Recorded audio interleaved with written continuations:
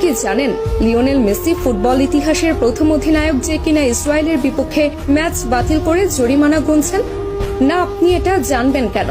আপনার তো এটা জানার ইচ্ছে নেই, বরং আপনার কাজ মেসির সমালোচনা করা। একটা ছবি পেয়েছেন, অমনি মেসির সমালোচনা শুরু করেছেন। কারণে অকারণে মেসির পেছনে আপনি অকারণে পুরো ক্যারিয়ার জুড়ে লেগেছিলেন। তাহলে শুনুন, মেসি ফিলিস্তিনের মানুষের প্রতি কতটা মানবিকতা দেখিয়েছিলেন। সাল 2018 রাশিয়া বিশ্বকাপের আগে আর্জেন্টিনা মাঠে নামবে ইসরায়েলের বিপক্ষে। সবকিছু ঠিকঠাক। ঠিক সেই মুহূর্তে ফিলিস্তিনের তরফ থেকে জানানো হলো এই ম্যাচটা যেন আর্জেন্টিনা বাতিল করে। কিন্তু আর্জেন্টিনা ফুটবল অ্যাসোসিয়েশনের তরফ থেকে সেটা সম্ভব ছিল না, কেননা এই ম্যাচটা বাতিল করলে মোটা অঙ্কের জরিমানা গুনতে হতো AFA কে। আর অর্থনৈতিক দৈন্য দশায় ভোগা আর্জেন্টিনা ফুটবল অ্যাসোসিয়েশনের তরফ থেকে সেটা সম্ভব ছিল না। ঠিক সেই মুহূর্তে ফিলিস্তিনের মানুষ সরাসরি খোলা চিঠি ছুড়েন মেসির কাছে। আর্জেন্টাইন অধিনায়ককে অনুরোধ জানানো হয় ম্যাচটা যেন বাতিল করে, এবং মেসি তাদের অনুরোধে সাড়া দিয়ে ম্যাচ বাতিল করেন এবং নিজ পকেট থেকে জরিমানা পরিশোধ করেন আর্জেন্টাইন ক্যাপ্টেন। সঙ্গে সঙ্গে ইতিহাসের প্রথম ক্যাপ্টেন হিসেবে ম্যাচ বাতিল করে জরিমানার টাকা পরিশোধ করে অনন্য দৃষ্টান্ত রাখেন লিও।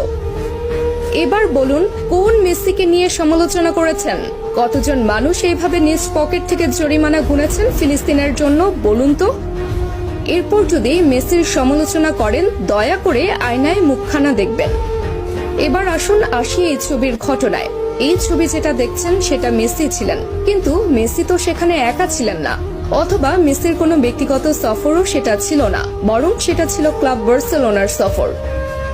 যে সফরে শুধু মেসি একা নন, বরং পুরো বার্সেলোনা টিমই ছিল। এমনকি সে সফরে ব্রাজিল তারকা নেইমারও ছিল সঙ্গী। তাহলে সেই সমালোচনা কেন মেসির গায়ে একা আসবে? তাছাড়া প্রশ্ন আছে আরো একটা, সে সফরের জন্য ফিলিস্তিনের পক্ষ থেকে কোনো অনুরোধও জানানো হয়নি সফর বাতিল করার জন্য, অথবা ফিলিস্তিনিরাও সেই ছবি নিয়ে কখনো আপত্তি তুলেনি। কিন্তু যখন তারা মেসিকে অনুরোধ জানিয়েছে, সঙ্গে সঙ্গে মেসি সে অনুরোধে সাড়া দিয়েছে। এবার বলুন, মেসি তাহলে কিভাবে ওই ছবির জন্য সমালোচনার প্রাপ্য হন? বরং মেসি ফিলিস্তিনের জন্য যা করেছে আজ পর্যন্ত ফুটবল ইতিহাসের আর কোনো অধিনায়ক করে দেখাতে পারেননি।